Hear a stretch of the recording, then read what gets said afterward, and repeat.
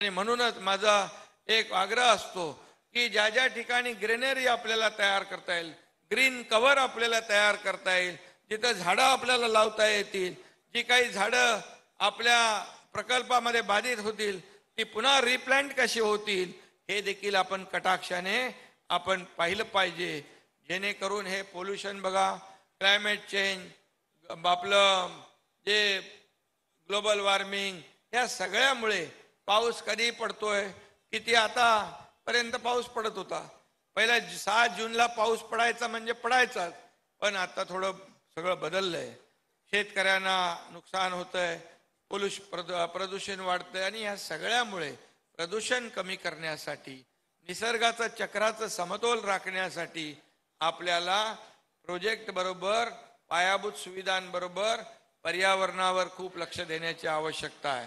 मला आठवतंय हा MTHL आपण जो प्रकल्प करतोय, सिंगल लॉंगेस्ट सी ब्रिज आहे, हा देशातला पहिला ब्रिज आहे, हा शिवडी नावाशेवा उरणला उतरतो. MTHL Mumbai trans harbour link, त्याचं उद्घाटन आपण आदरणीय मोदी साहेबांच्या हस्ते करतोय.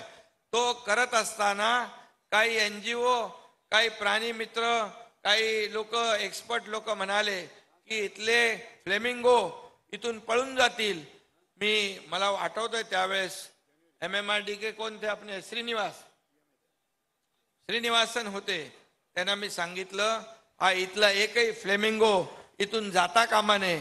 आणि मग त्यांनी जे बोरिंग मशीन आहे, ज्याला बोर करत होते पिलरसाठी, ती मशीन जे एक्सपर्ट जी टेक्नॉलॉजी वापरून ते रिव्हर्स ड्रिलिंग मशीन त्यांनी आणलं, त्याच्याने आवाज येत नव्हता, एकही फ्लेमिंगो कमी झाला नाही, उलट फ्लेमिंगो वाढले. हा त्या तज्ञ लोकांचा, पर्यावरणचे NGO आहेत त्यांचाच अहवाल आहे.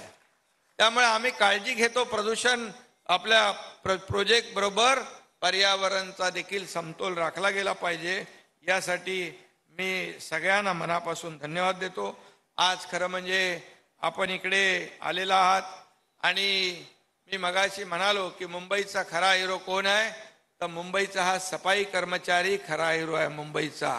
कारण तो नेहमी मुंबई स्वच्छ ठेवतो, मुंबई सुंदर ठेवण्याचा प्रयत्न करतो, पहाटे कामाला येतो, आपली ड्युटी करतो आणि मग त्यांच्या वसाहती ज्या कॉलनी आहेत त्या कॉलनीत देखील हा मुख्यमंत्री एकनाथ शिंदे गेला, चहल यांना घेऊन आम्ही गेलो आणि त्या कॉलनीमध्ये देखील सुधारणा. आता सदा सरवणकर मला सांगत होते एकदम चेंज झालेला आहे. कुठला ते कासारवाडी आणि दुसऱ्या एक ठिकाणी गेलो गौतम नगर, अशा ठिकाणी ज्या सुविधा आपल्याला द्यायच्या त्या 48 पूर्ण सोसायट्या ज्या आहेत, पूर्ण कॉलनी आहेत, ज्यामध्ये स्वच्छता कर्मचारी राहतात, त्या सगळ्या चकाचक करू आपण. त्यांना मुलांना सुविधा देऊ, तिथल्या ज्येष्ठ नागरिकांना सुविधा देऊ.